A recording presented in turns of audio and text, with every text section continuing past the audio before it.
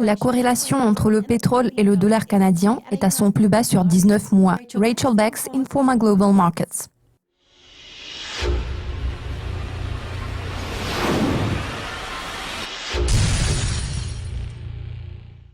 Une demande accrue de monnaie corrélée au risque et un optimisme croissant par rapport aux perspectives des prix des produits laitiers néo-zélandais ont fait en sorte que le dollar néo-zélandais soit devenu l'une des devises les plus performantes la semaine passée. Rachel, cette tendance va-t-elle se poursuivre? Quelles sont vos prévisions à court terme sur la paire Kiwi-CAD? La paire dollar néo-zélandais-dollar canadien a affiché une très bonne performance la semaine passée, s'étant appréciée de près de 2,5%. Ces gains sont partiellement attribuables à un optimisme croissant par rapport aux perspectives des produits laitiers qui a été soutenu par des chiffres robustes du PIB. Nous avons observé des développements assez intéressants sur le plan de la politique adoptée par la Banque centrale ainsi qu'en matière de rendement. La Nouvelle-Zélande a récemment publié des chiffres d'inflation supérieurs aux attentes. Cela a stimulé la demande pour le dollar néo-zélandais. Par contre, le gouverneur de la BOC a donné quelques commentaires très accommodants, ce qui a déclenché des ventes agressives du dollar canadien. En outre, il existe une forte corrélation entre les taux d'intérêt au Canada et aux États-Unis. À l'heure actuelle, cette corrélation a atteint son plus haut sur 20 ans. La probabilité d'un relèvement des taux par la Fed cette année s'élève actuellement à 65%.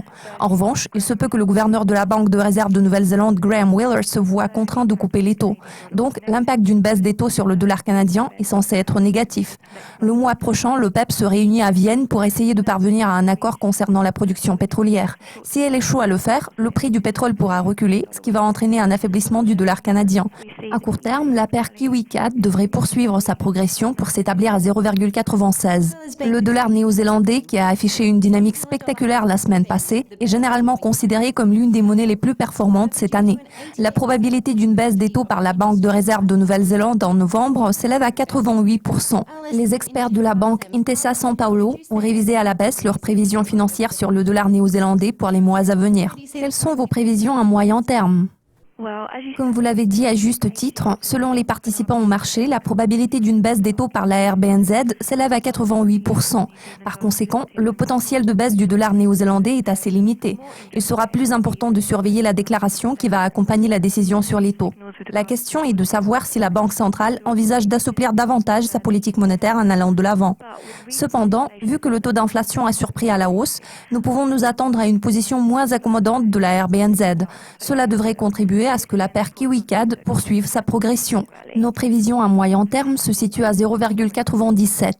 L'évolution du dollar canadien dépend beaucoup des prix du pétrole. Si les négociations de l'OPEP se révèlent fructueuses et aboutissent à un résultat positif, pouvons-nous espérer une appréciation du dollar canadien non seulement à court terme, mais aussi à long terme?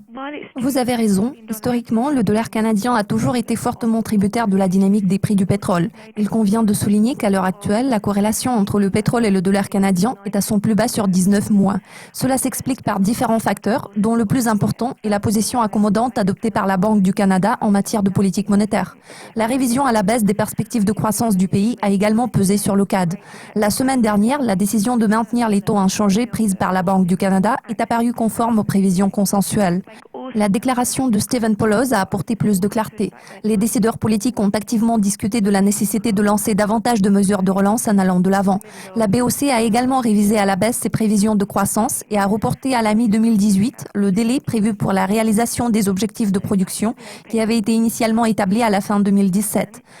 Pour ce qui est de l'objectif de la production, si les pays membres de l'OPEP parviennent à un accord, les pertes du CAD ne seront pas très importantes. Cependant, je voudrais mettre l'emphase sur le fait que l'économie canadienne est fortement tributaire de la reprise économique aux États-Unis. Les données récentes n'inspirent pas d'optimisme. Nous prévoyons une augmentation de la paire Kiwi-CAD à long terme. D'ici un an, la paire pourrait atteindre le niveau de parité. Rachel, merci de vos commentaires. Merci de votre attention. Restez à l'écoute de nos mises à jour régulières sur le site de Dukascopy TV pour être au courant de tout ce qui se passe dans le monde de la finance. À la prochaine.